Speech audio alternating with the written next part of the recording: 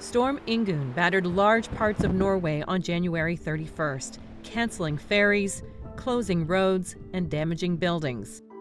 Residents were asked to stay indoors to avoid injury as the hurricane-force wind ripped debris from buildings. Det jo heftig på Alnes, men heldigvis.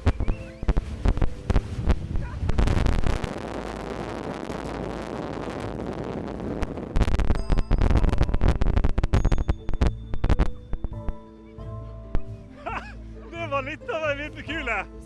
Sånn det på Alnes. Man må stå på beina.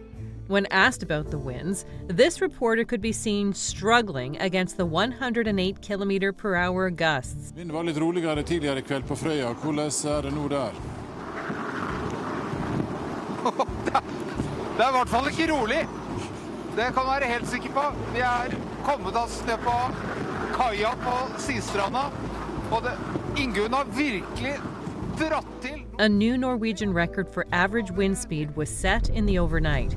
Winds of 195 km/h were measured in central Norway, breaking the previous record set 3 days earlier.